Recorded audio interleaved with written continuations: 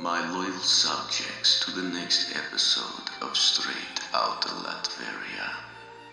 Doom is glad to see so many Latverians finally finding the broadcast. I thank you all for being here, but also ponder on why it took you so long to arrive. A lesser ruler would be furious, but in my vast benevolence, I have decided to forgive you all. You are welcome.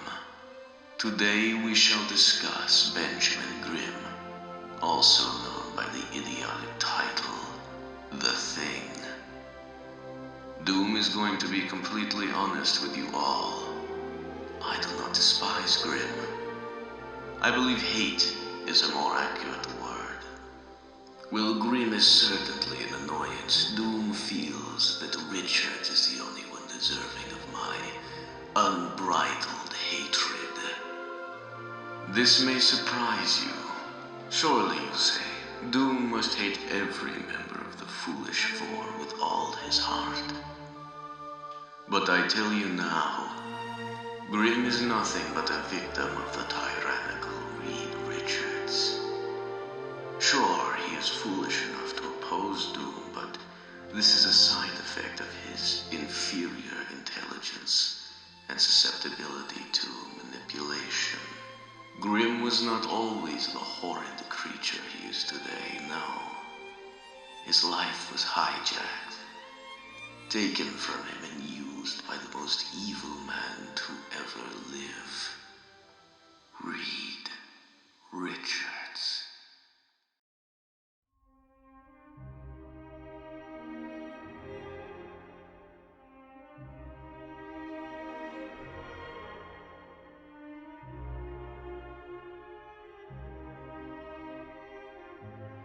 Grimm's life began on the crumbling streets of New York City, a place of filth, crime, and poverty. Nothing like my beautiful Latveria. Grimm was raised by his aunt, uncle, and brother Daniel, a low-level criminal who Benjamin idolized. When he was just 8, Grimm's brother passed due to gang-related violence. This, of course, affected him immensely. Later in life, he would make the same mistake his brother did, joining the Yancey Street gang and quickly becoming a high-ranking member amongst them. Around this time, Grimm began excelling in sports, eventually gaining a college scholarship. Before leaving for college, he left his gang of street rats, starting a feud that remains to this day. He would have had a bright future ahead of him, if only Richards was not there to destroy it.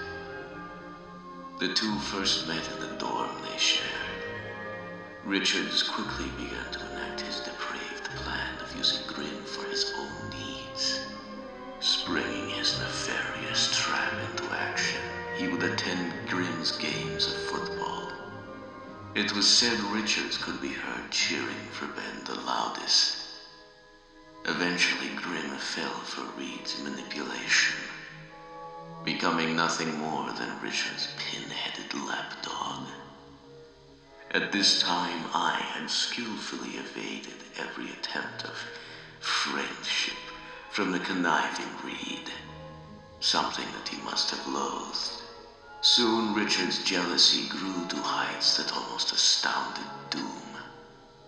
Recalling a most painful memory, I had just rightfully received the Lord Kelvin Prize for theoretical physics. The envy of Richards was palpable, and so I gave him some helpful advice. Sure, his paper was passable enough to get him to second place, but Doom went beyond just writing. When the professor in charge of grading the assignment's car naturally broke down, once again it was a random occurrence, Doom was there to assist her. Apparently, Richards did not accept this advice so gracefully. I awoke the next day to mockery and laughter Richards and his newly acquired henchmen had done something unthinkable. That night, Reed must have manipulated Grimm to break into the trophy display with him and do something unforgivable. Doof. They had made a mockery of my glorious name on the prize I had rightfully earned. How dare they? I earned it. It was my prize, and they made me look like a joke in front of everyone.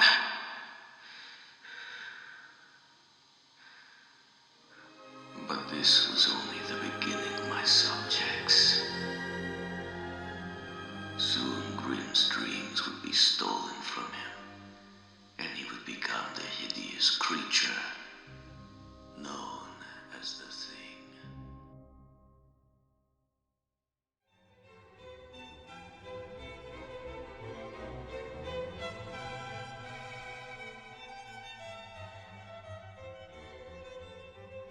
Grimm's college days would come to pass, and he would go on to serve in the United States military as a pilot. I will give Grimm this: he is an excellent aviator. Eventually, he would go through extensive astronaut training, yet another step on the path of his soon-to-come destruction. Eventually, the day would come when he was approached by the master manipulator himself. The moron had been working on a now infamous project, and just like their college days, he needed Grimm to do the dirty work for him. And so, a day would come when four fools would make one idiotic mistake and shoot themselves into the stars, becoming nothing more than circus freaks. Richards and the Storm's mutations were concealable when not using their disgusting new abilities. They appeared like anyone else, but not Grimm. He was forever trapped in the rocky prison that was now his new skin. He tried to get out, tried to find himself, but he was no longer Benjamin Grimm, no. Richards had taken that from him. And yet, after all the suffering that band of idiots had caused him, he remained with them, so utterly brainwashed that leaving became impossible. He would become depressed. He would grow to hate himself, and still Richards did nothing. Because Grimm is not a person to Richards. He is just a thing.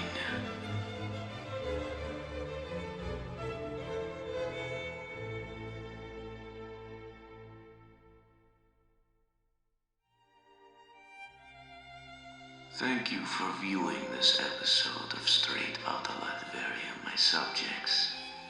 Doom is extremely pleased with how many of you have found the broadcast. Join me next time, where we shall discuss Jonathan Storm. Plus, I have heard rumors of a special guest. Stay tuned. If you are unaware, Doom was denied monetization from YouTube.